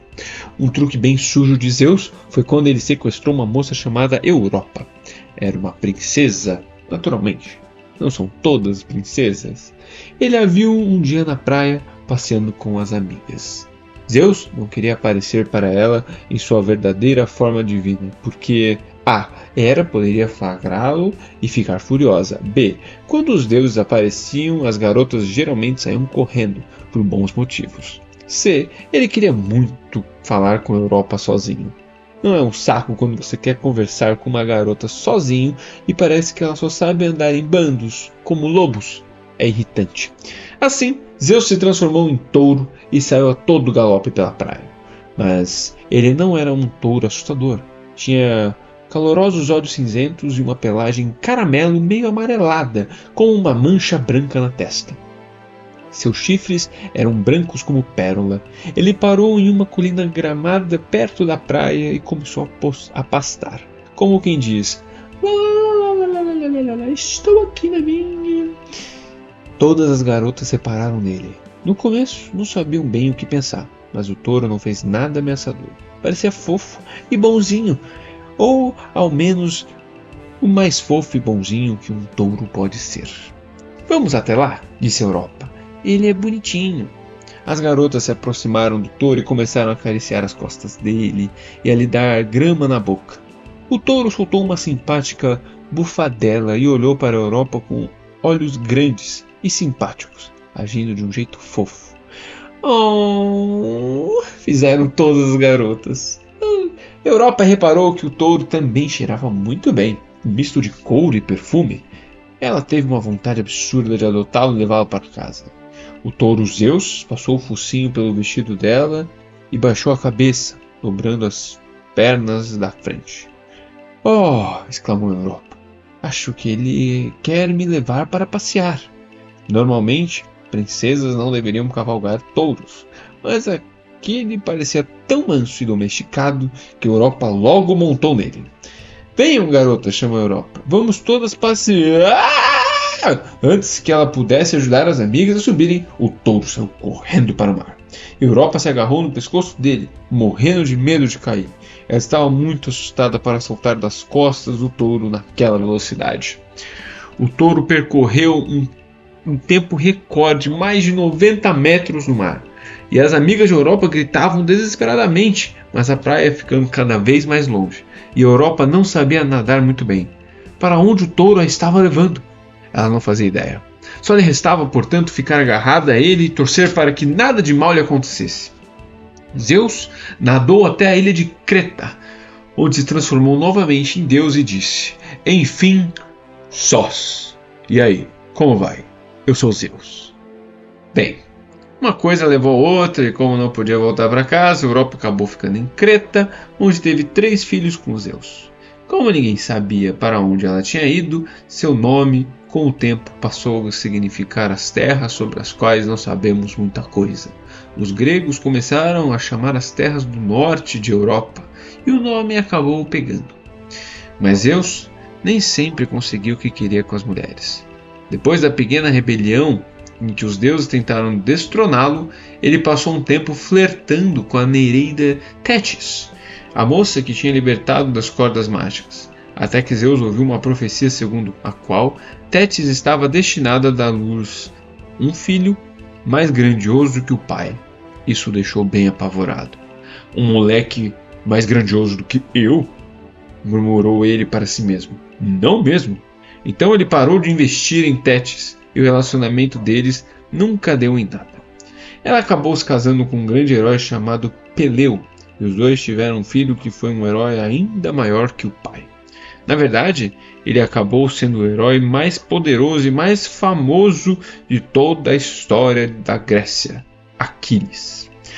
De modo que devemos ser gratos a Zeus por não ter se casado com Tétis. Ninguém merece um superpoderoso Zeus Júnior correndo por aí. Zeus já era poderoso bastante para enfrentar qualquer coisa. Quer dizer, qualquer coisa. A única vez em que ele levou uma lição, foi feito de bobo e ficou de cara no chão, foi quando enfrentou um monstro chamado Tifão.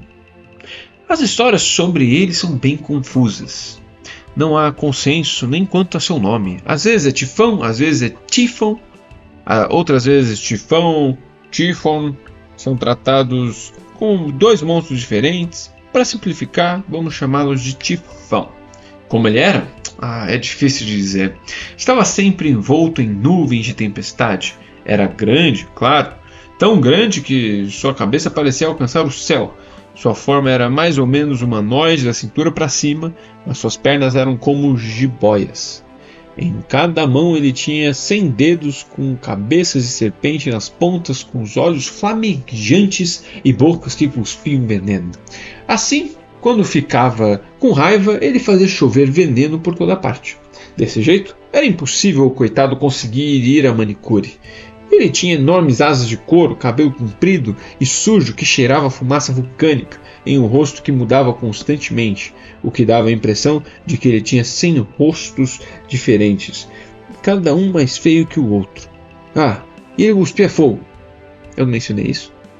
Tifão nasceu e cresceu no abismo do Tártaro. O espírito do abismo, o deus primordial Tártaro, era seu pai. Sua mãe era a Mãe Terra. Acho que isso explica porque Tifão era grande e mau. Seus pais deviam ter tanto orgulho do menino. Tifão tinha uma esposa linda lá embaixo, Equidna. Tudo bem, ela não era propriamente linda. Era uma monstra fédida, horrível, mas eles deviam se dar bem, porque tiveram muitos filhos. Na verdade, praticamente todos os monstros horrorosos que vocês imaginarem eram filhos de Tifão e Equidna. Mesmo assim, um dia Tifão ficou inquieto e decidiu sair do seu conforto lar das profundezas da nação eterna. Querida, disse ele a Equidna, vou lá em cima destruir os deuses e virar o novo rei do universo. Acho que chegou a tempo do jantar. Isso é a ideia da sua mãe, não é? Reclamou Equidna. Ela vive dizendo o que você tem que fazer. Era melhor você ficar em casa. A Hydra precisa do pai, a Esfinge precisa do pai. Tifão tremeu. Era verdade que a Mãe Terra estava sempre mandando destruir os deuses. Gaia odiava os deuses desde que eles haviam derrotado os titãs. Mas aquela viagem era a ideia de Tifão. Ele precisava tirar umas férias dos filhos monstruosos da esposa monstruosa. Conquistar o universo parecia a coisa certa a fazer. Eu volto, prometeu ele. Se eu demorar, não precisa me esperar acordado. Assim, o gigante Tifão chegou ao mundo da superfície e começou a destruir tudo que via pelo caminho. Foi ridiculamente fácil. Ele arrancava uma montanha do chão, esmagava uma cidade, gerava um furacão e assim fazia uma ilha inteira afundar. É o melhor que vocês podem fazer? Gritou Tifão na direção do longínquo Olimpo. Cadê os deuses? Os deuses, na verdade, estavam se reunindo para a guerra, até verem o tamanho de Tifão, que avançava em furor pela terra, esmagando nações, queimando florestas, transformando oceanos em veneno com seus dedos de cabeça de serpente.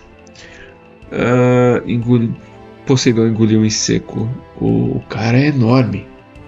Gigantesco, disse Atena, pela primeira vez concordando com o deus do mar. Não estou gostando do desequilíbrio de forças. Pessoal, protestou Zeus, nós somos 12. Ele é um só. Nós derrotamos os titãs, vamos conseguir derrotá-lo. Na verdade, Zeus estava tremendo de medo. Ele também queria sair correndo, mas como o rei dos deuses, tinha que dar o exemplo. Vamos, disse ele, pegando o melhor raio. Atacar! Os deuses pularam para dentro de sua carruagem voadora e seguiram seu líder para a batalha. Atacar! Ecoaram todos, mas estavam tão nervosos que soou mais como um atacar.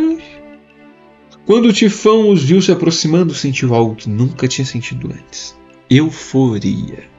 Os deuses eram ridiculamente pequenos. Seriam tão fáceis de destruir que ele ficou feliz da vida. Já até se imaginava assumindo o trono de Zeus no Monte Olimpo e governando o universo. Embora, provavelmente, ele fosse precisar de um trono maior. Morram, imortais! Gritou ele. O que não era nada lógico, pois tecnicamente imortais não morrem. Mas acho que Tifão estava planejando transformá-los em montinhos de pó e lançar esse pó no abismo, o que é bem próximo de morrer. O gigante da tempestade expeliu veneno, cuspiu fogo e se empertigou todo, de forma que sua cabeça alcançou o céu. Nuvens de escuridão giravam em torno dele, o chão derreteu e os mares ferveram ao redor de seus pés reptilianos. Os deuses mudaram o grito de guerra para corram, socorro, mamãe! Todo mundo, menos Zeus, deu meia volta e saiu correndo. Não foi o momento mais digno deles. Algumas versões da história afirmam que os deuses viraram animais para se esconder da ira do gigante. Uma outra versão conta que eles se esconderam no Egito e que enquanto estavam lá, na forma de animais, geraram todos aqueles mitos egípcios sobre deuses com cabeças de animais. Não sei bem o que os egípcios diriam sobre isso, considerando que os mitos deles são milhares de anos mais antigos que os gregos. Mas essa é a história grega.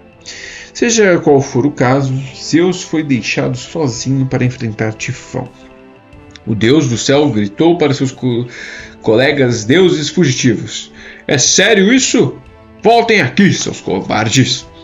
Mas sua voz foi encoberta por uma gargalhada de Tifão. Pobrezinho dos céus! Ficou sozinho? É melhor fugir também, Deus pequenino, antes que eu esmague como uma formiga. Zeus já tinha se transformado em formiga uma vez, para se aproximar de uma garota de quem ele estava afim, então tinha certo carinho por elas. Aquele gigante não podia insultá-los daquele jeito. A raiva lhe deu coragem para gritar: você já era, grandalhão! E nisso ele avançou para matar. O primeiro raio que Zeus lançou atingiu o peito de Tifão como uma bomba de hidrogênio de 50 megatons. O gigante cambaleou para trás, mas não caiu. Zeus atacou de novo e de novo. As explosões fritaram o ar, evaporaram a água, queimaram a superfície da terra, mas Tifão continuou investindo contra Deus. Com um violento safanão, o gigante derrubou do ar a carruagem de Zeus. Tifão capturou o deus em plena queda, pegando com seus dedos cobra e começou a apertá-lo. Zeus mudou de tamanho, crescendo o máximo que podia, mas ainda assim Tifão fazia parecer minúsculo. Zeus lutou para se soltar, mas nem sua imensa força divina fazia frente à do gigante. Solte-me! Gritou Zeus. Claro! Rosnou Tifão, cuspindo fogo tão perto do rosto de Zeus que a barba do deus foi devorada pelas chamas. Mas você não pode causar confusão, então vou precisar de um cheque calção. Um quê? Os dedos cobras de Tifão envolveram os braços e pernas de Zeus e as cobras cravaram seus dentes venenosos neles e... Muito bem, prepare-se, isso é nojento. Arrancaram os tendões de Zeus. O que isso quer dizer? Bem, os tendões prendem os músculos aos ossos, não é mesmo? Pelo menos foi isso que o meu treinador de basquete disse.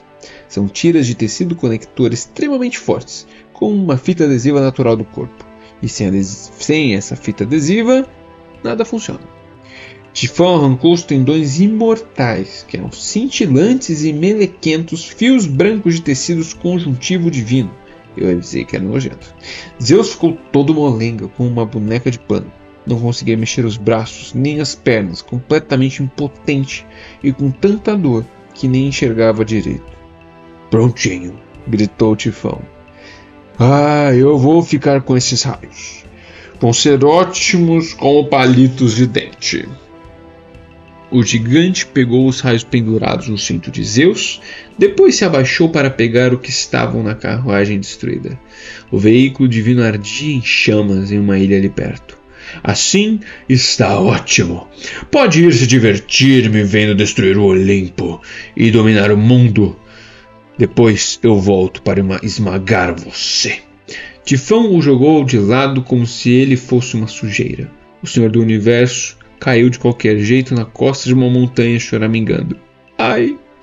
Tifão seguiu rumo ao Olimpo, levando na bolsa, ou na pochete, ou no que fosse a moda entre os gigantes da tempestade e malvadões, os raios e os tendões nojentos de Zeus. Bem, pessoal, nesse ponto as coisas não estavam muito favoráveis para os deuses, nem para os humanos, nem para nenhum ser vivo na face do planeta. Zeus estava caído no pé de uma montanha, indefeso e em agonia, vendo Tifão se dirigir ao Olimpo com a pior das intenções. Zeus pensou: por que eu quis ser rei mesmo? É só encrenca. Enquanto isso, os outros deuses estavam escondidos, e Tifão passou por toda a criação com fúria, quase sem enfrentar resistência.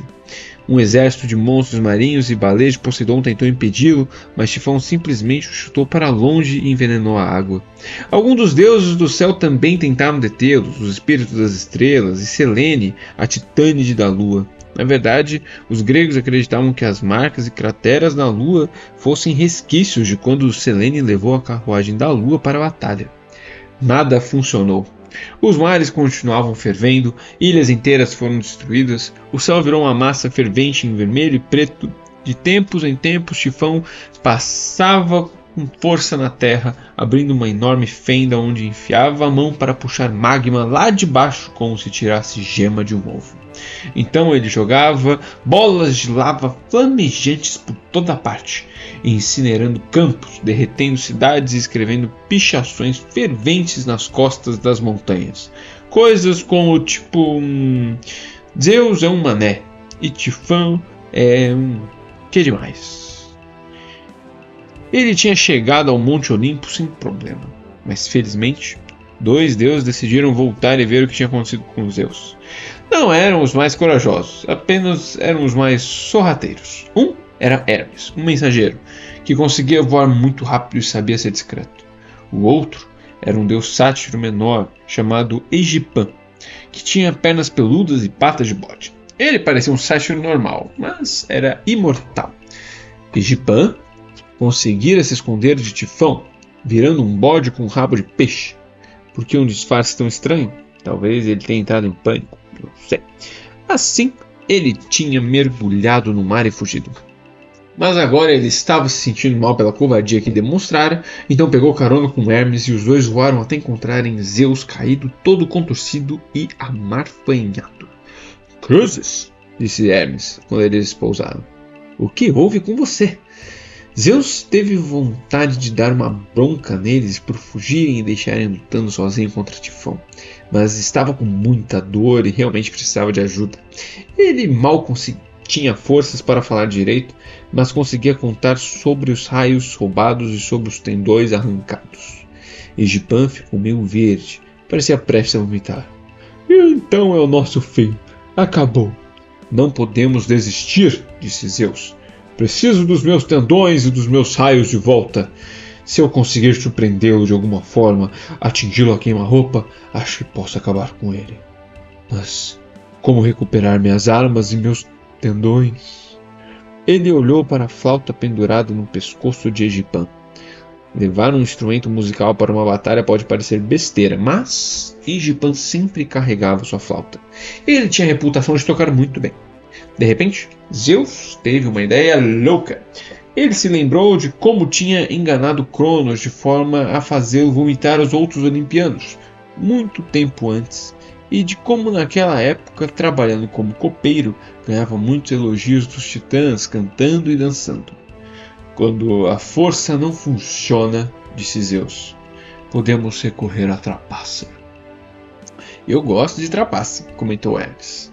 Zeus contou seu plano a eles. Felizmente, Hermes voava rápido. Ele pegou Egipan e o boneco de pano Zeus e seguiu em velocidade máxima pelo caminho de destruição de Tifão. Os três pousaram em terreno grego, junto ao pé do Monte Olimpo, bem por onde o gigante da tempestade teria que passar. Hermes deixou Zeus em uma caverna ali perto, onde o Senhor do Céu teria que esperar, como um saco de areia, para ver se o plano funcionaria ou não. Hermes se escondeu no bosque mais próximo, enquanto Egipan, o deus sátiro, se acomodou em uma campina vasta, onde seria impossível não ser visto, e começou a tocar a flauta. Em pouco tempo o céu escureceu. O chão tremeu. O ar ficou com cheiro de ácido e veneno, e as árvores começaram a arder. Egipan continuou tocando suas doces melodias. A forma escura de Tifão apareceu no horizonte com uma mistura de King Kong, com Godzilla e um daqueles Transformers maus, tudo em um só. Ele deu um grito de vitória ao se aproximar do Monte Olimpo. A terra toda tremeu.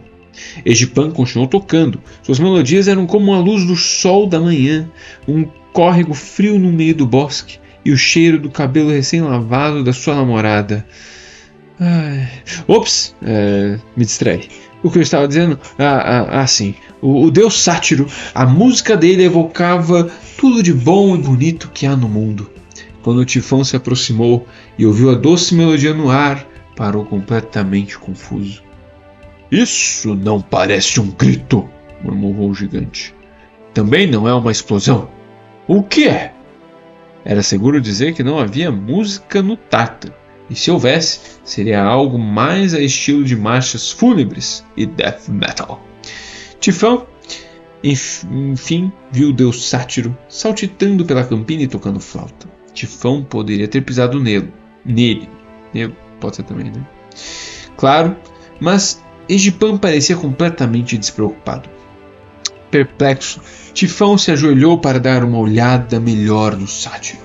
Por alguns momentos, o mundo ficou em silêncio absoluto, exceto pelo rastro de destruição e chamas que o gigante deixara e pela doce música da flauta.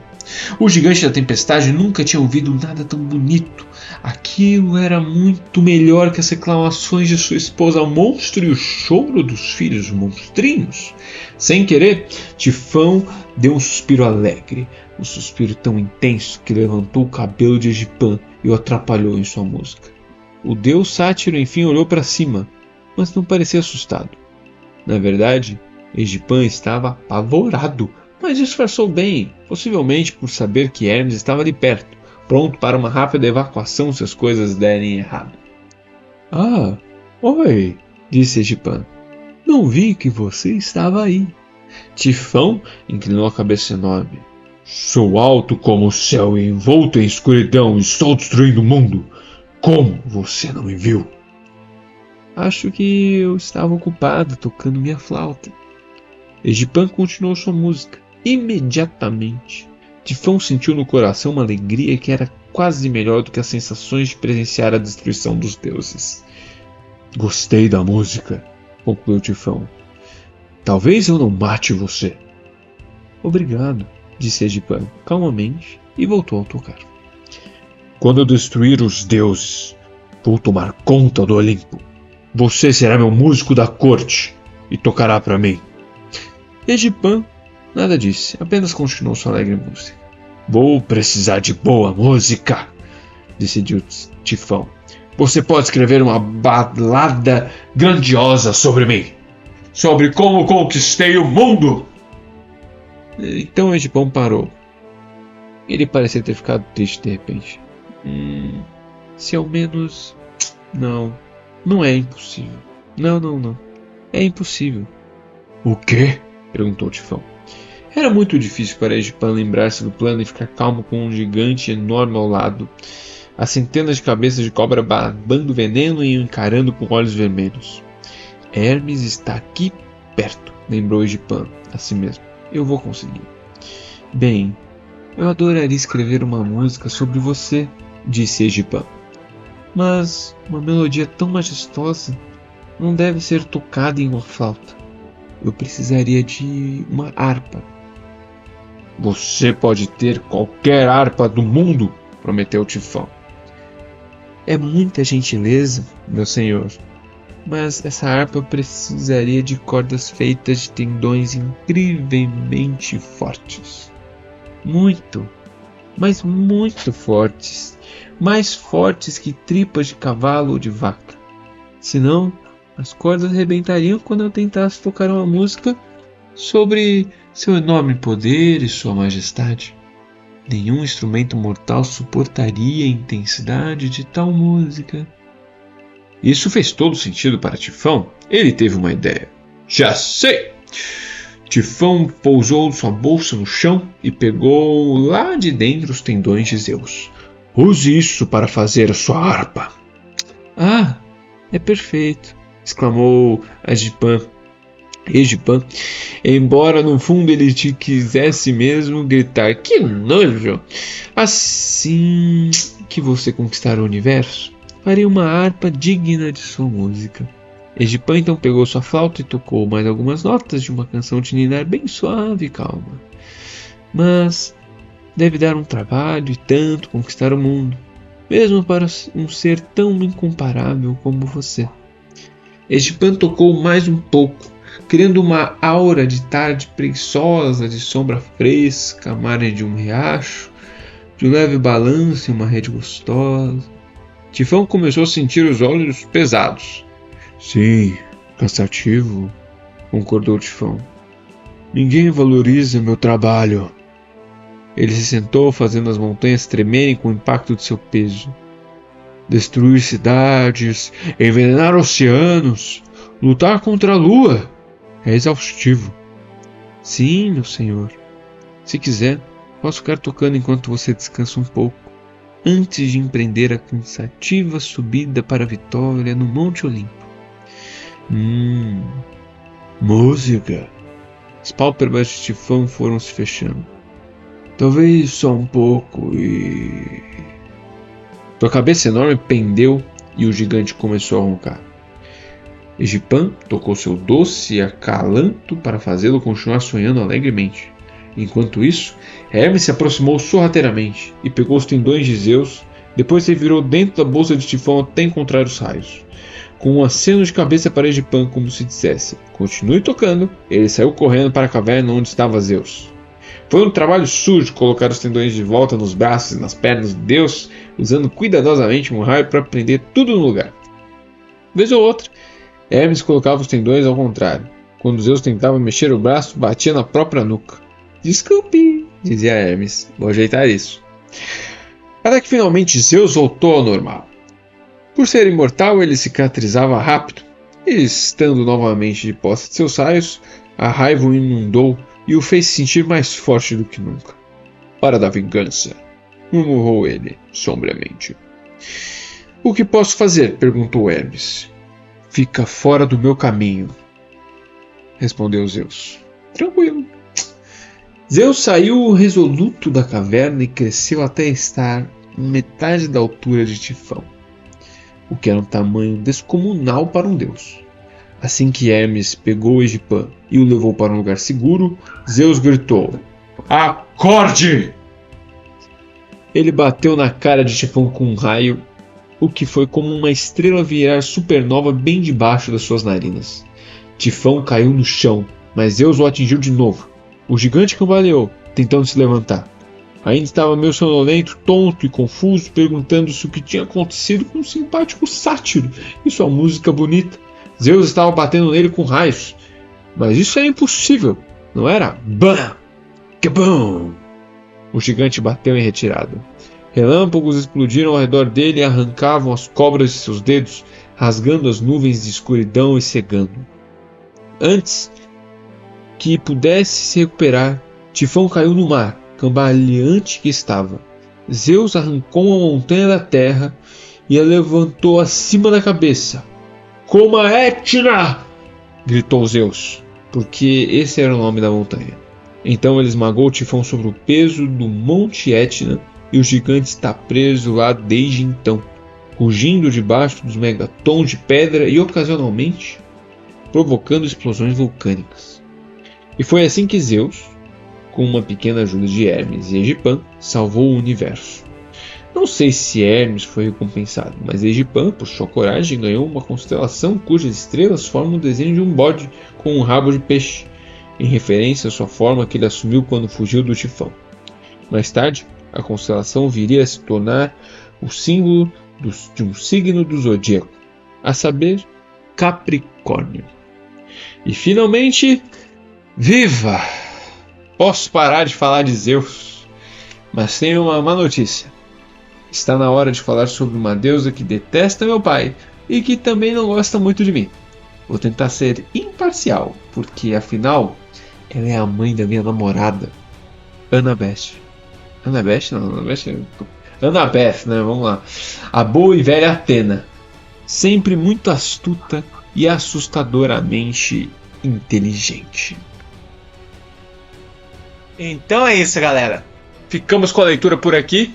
E se você ainda não segue a gente nas redes sociais, Só o Instagram. E o Spotify, segue lá e compartilha. Manda pra alguém, pra qualquer pessoa. Ou Manda pra todo mundo, pra gente. todo mundo. Manda nós, tá bom? É É nóis. isso aí, o @Metendo Livro. Livro. Valeu, galera. Até a Valeu. próxima.